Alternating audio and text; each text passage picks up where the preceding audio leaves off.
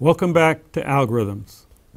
Today we're going to talk about the union find problem, a set of algorithms for solving the so-called dynamic connectivity problem.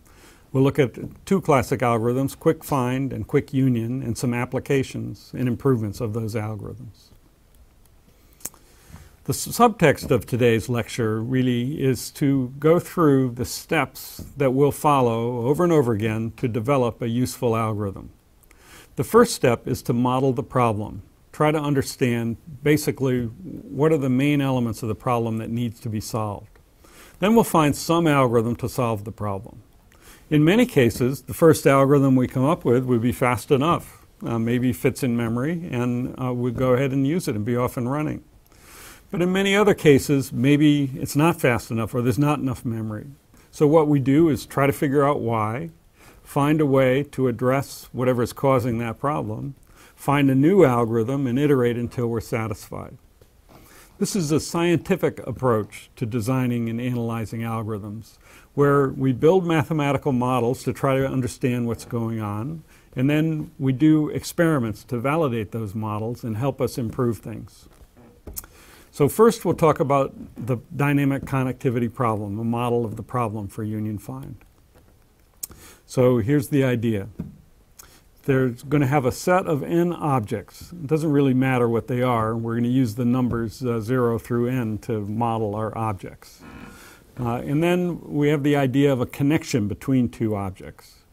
And we'll postulate that there's going to be a command that says connect two objects. Given two objects, provide a connection between them. And then the key part of the problem is the find query, or the connected query, which just asks, is there a path connecting the two objects? So for example, in this set of 10 objects, we've performed already a bunch of union commands, connecting 4 and 3, and 3 and 8, and 6 and 5, 9 and 4, and 2 and 1. And now we might have a connected query that says, is 0 connected to 7? Well, in this case, there's no connection, so we say no. But if we ask, is 8 connected to 9, we're going to say yes. Even though we don't have a direct connection between 8 and 9, there's a path from 8 to 3 to 4 to 9. So that's our problem, to be able to efficiently support these two commands for a given set of objects. Now let's say we add a union 5, 0. So that creates a connection between 5 and 0. 7 and 2 creates a connection between 7 and 2. And 6 and 1 between 6 and 1. So now if we ask, are 0 connected to 7? Well, 1 and 0, we can do that too, and that's a redundant connection. And now if we ask, is 0 connected to 7? We're going to answer yes. So that's our problem, intermix union commands and connected queries, and we need to be able to efficiently support those commands for a large number of objects. So here's a much bigger example. And you can see that we're going to need efficient algorithms for this. First of all, you can see we're going to need a computer for this. It would take quite some time for a human to figure out whether there's a connection. In this case, there is a connection. Now, the algorithms that we're looking at today are not going to actually give the path connecting the two objects. It's just going to be able to answer the question, is there a path? In part 2 of the course, we'll consider algorithms that explicitly find paths. They're not as efficient as union find because they have more work to do. Now, applications of these algorithms involve objects of all types. These are used for digital photos where the objects are pixels. They're used for networks where the objects are computers. Social networks where it's people, or computer chips where it's circuit elements, or abstract things like variable names in a program, or elements in a mathematical set, or physical things like metallic sites in a composite system. So all different types of objects. But for programming, we're going to associate each object with a name, and we'll just name the objects with the integers from 0 to n minus 1. That's a very convenient initial starting point for our programs because we can use integers as an index into an array then, and then quickly access information relevant to each object. And it also just suppresses a lot of details that are not relevant to union find. In fact, to make this mapping from an object name to the integers 0 through n-1 is a fine application of a symbol table or searching algorithm, which is one of the things that we'll be studying later in this course, algorithms and data structures for solving that problem. Now the connections, well, we need a few abstract properties that these connections have to satisfy, and they're all quite natural and intuitive. So we assume that is connected to is an equivalence relation. That is, every object's connected to itself. It's symmetric. If P is connected to Q, then Q is connected to P. And it's transitive. If P is connected to Q and Q is connected to R, then P is connected to R. Now these properties are very intuitive, but it's worthwhile to state them explicitly and make sure that our algorithms maintain them. When we have an equivalence relation, a set of objects and connections divide into subsets called connected components. Connected component is a maximal set of objects that's mutually connected. For example, in this small example here, there's 3 connected components.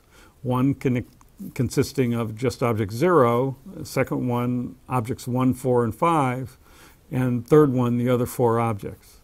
And these components have the property that if any 2 objects in them are connected, and there's no object outside that's connected to those objects, those connected components, our algorithms will gain efficiency by maintaining connected components and using that knowledge to efficiently answer the query that they're presented with.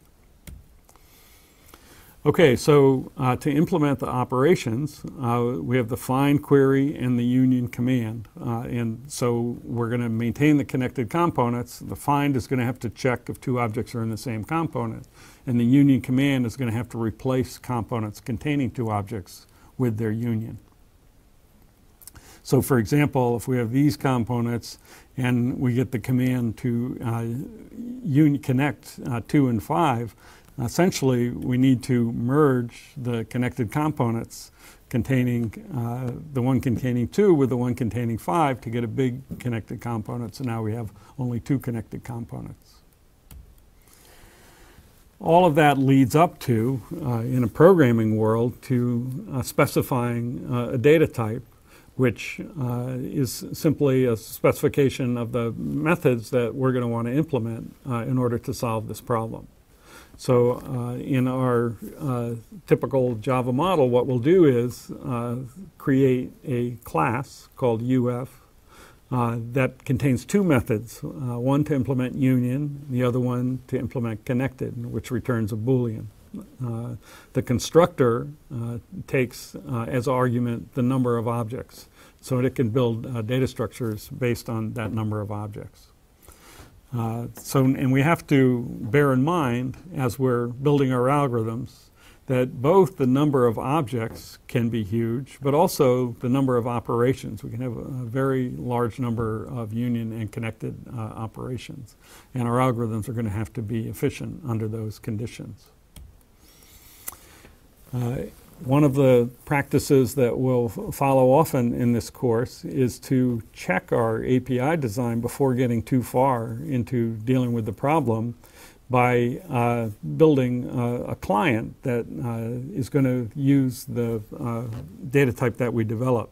So for this example, we've got a client that will read information from standard input.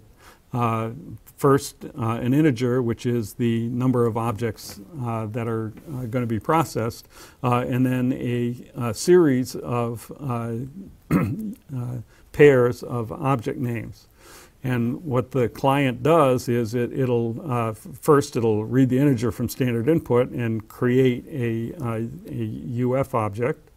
And then as long as standard input is not empty, it's going to read 2 integers from the input. And if they're not connected, then it'll connect them and print them out. If they are connected, it'll ignore them. So that's our test client, and that's a fine test client to make sure that any implementation does what we expect that it will.